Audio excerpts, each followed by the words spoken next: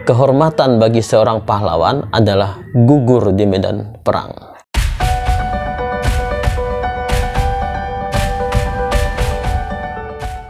Assalamualaikum warahmatullahi wabarakatuh.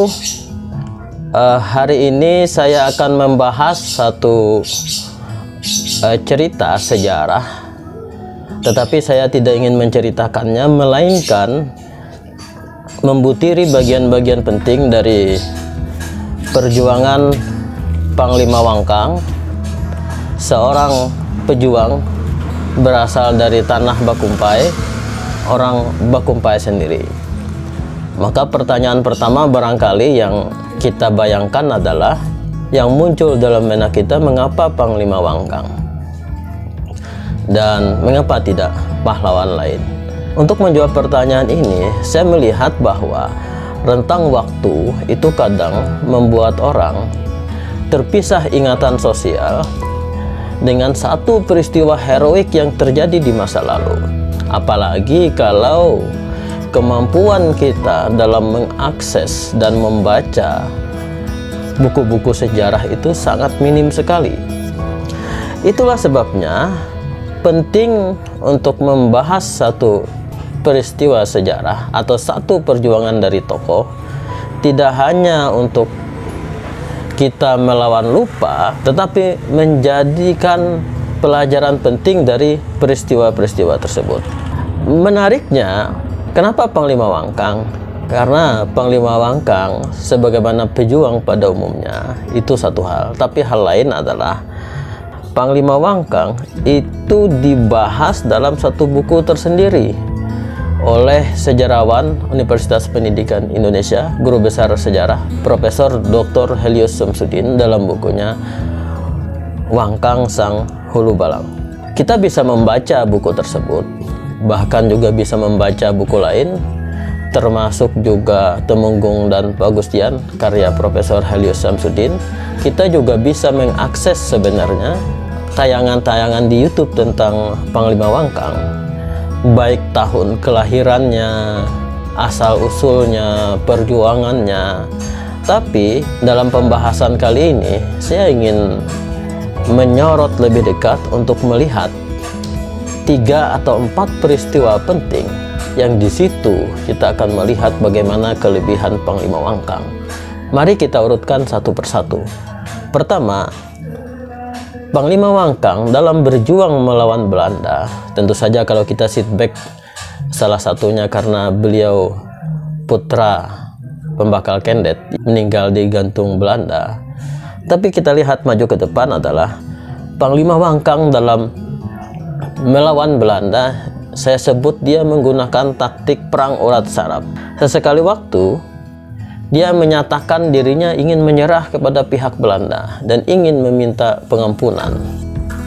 Tetapi sesekali waktu Belanda juga khawatir atau ketakutan dengan Panglima Wangkang karena dia bukannya ingin menyerah tetapi ingin menyerang Belanda. Kekacauan, disinformasi yang barangkali dikreasi oleh Panglima Wangkang itu sendiri tentu saja akan membuat pihak Belanda menjadi tidak tenang, tidak nyaman di benteng-benteng Belanda, baik itu di benteng Pulau Tatas ataupun di benteng Merabahan. Kelanjutan taktik ini yang menarik, sebagaimana yang dikatakan Profesor Helios Samsudin, adalah sesungguhnya Panglima Wangkang dianggap menggunakan strategi kuda Troya. Nah, ini dia ingin terkesan menyerahkan diri, tetapi ketika masuk benteng Tatas, Panglima Wangkang akan mengobrak-abrik pertahanan Belanda. Kuda Troya itu kita lihat dari strategi peperangan di Eropa atau di masa lalu, yang mana ketika satu pasukan menyatakan ingin menyerahkan diri dan dia menghadiahkan sebuah patung kuda raksasa kepada musuhnya, maka ketika benteng itu dibuka dan mereka masuk ingin menyatakan menyerahkan diri, ternyata di dalam patung kuda yang besar itu keluarlah pasukan-pasukan pilihan. Ini namanya strategi kuda Troya. Strategi ini diterapkan oleh Panglima Wangkang dan inilah yang membuat Belanda menjadi ketakutan. Sebagai catatan, strategi berperang ini belum pernah dilakukan oleh pejuang-pejuang Banjar sebelumnya. Nah, jangan lupa Panglima Wangkang dengan melakukan strategi tersebut bukan dia hanya bermodal keberanian, tapi Panglima Wangkang juga bermodal kecerdasan dan juga bermodal senjata. Jadi dalam buku Wangkang Sang Hulu Balang ini diceritakan, saya bacakan saja ya. Pada hari Jumat tanggal 25 November itu, pada jam 4 pagi, Pangeran Tumenggung Nenukarsa mendengar bunyi tembakan meriam dan bedil dari arah Kuala atau Muara Curucuk pada mulut Sungai Kuin. Ronggo itu segera mengambil kesimpulan bahwa tembakan-tembakan itu berasal dari pengikut-pengikut Wangkang. Jadi dengan jelaslah bahwa Panglima Wangkang dan pengikutnya dan pasukannya memiliki senjata yang mempunyai daya jangkau yang jauh. Semakin jelas lagi bahwa mereka menggunakan meriam ketika diceritakan pertempuran di kota Banjarmasin. Pengikut-pengikut Wangkang menyerang balik. Mereka menembak dengan meriam swivel atau meriam potar, pamoras, dan bedil. Jadi, Panglima Wangkang sesungguhnya adalah panglima dengan memiliki pengikut-pengikut yang tidak dikatakan lengkap, maka setidaknya mereka memiliki persenjataan yang dapat mengkhawatirkan pihak Belanda. Kedua, bagian ini yang penting. Kita bayangkan saja sedang berada di jembatan Rumpiang yang menghubungkan daratan Marabahan dan seberangnya Kecamatan Cirebon. Dari arah daratan Marabahan itu, arahkanlah pandangan mata kita ke seberang sungai. Sekali lagi kita bayangkan berada di situ. Nah, bayangan kita putar pada pertengahan Desember 1870. Maka di situ kita akan menemukan ada 4 kapal besar, bukan kapal tugboat yang menarik batu bara lalu lalang di sekitar itu, tetapi adalah 4 kapal perang modern Belanda pada masa itu. Kapal Banka, Admiral van Kensbergen, Onros, Kapten Van Os. Jadi 4 kapal perang itu bukan hanya sekedar lego jangkar belaka. Mereka mengepung pertahanan Wangkang dan pengikutnya selama 2 minggu hingga pada tanggal 27 Desember 1870. Saat itu dalam catatan sejarah, serdadu-serdadu menambahkan kanon berukuran 5,5 inci dan melemparkan 15 buah granat dalam benteng Wangkang. Bagian kedua ini saya ingin menekankan betapa hal penting, yakni kita tidak menemukan perlawanan hebat hingga Belanda mengerahkan 4 kapal perang. Terlepas dari 11 tahun sebelum 27 Desember 1870 itu, kapal Ondros tenggelam di daerah Muara Teweh, sehingga tentu saja Belanda tidak akan mau ceroboh lagi. Dan terlepas dari letak Marabahan dekat dengan kota Banjarmasin, sehingga mengerahkan pasukan dalam jumlah besar itu sangat memungkinkan. Tetapi kita ingin melihat bahwa Belanda dengan 4 kapal perangnya, dengan ratusan bahkan ribuan pasukannya, tidak ingin menganggap remeh Panglima Wangkang. Itu catatan pertama. Catatan kedua yang ingin saya sampaikan di sini adalah Panglima Wangkang baru bisa ditaklukkan adalah 14 hari atau 2 minggu setelah pengepungan itu.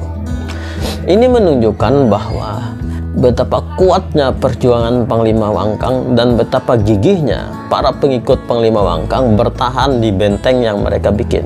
Dalam catatan lisan, benteng Panglima Wangkang itu disebut benteng sasar. Bukan nama benteng sebenarnya, tetapi karena fungsi benteng itu portable, yakni bisa digeser, bisa dipindahkan, dan tentu saja benteng ini menjadi catatan sendiri bagaimana sesungguhnya bentuk fisik benteng yang sebenarnya. Bagian yang makin penting adalah bagian ketiga ini. Wangkang sesungguhnya hidup dalam sosial memori masyarakat. Hal itu dibangun atas dua hal. Pertama, Panglima Wangkang dianggap baru bisa ditembus peluru pada bagian tubuhnya, mungkin kepalanya dalam catatan itu, hanya dengan peluru emas. Istilah peluru emas ini menunjukkan bahwa tidak banyak senjata yang mampu menembus Panglima Wangkang. Jadi memang ada senjata atau peluru yang spesial untuk digunakan penjajah membunuh Panglima Wangkang.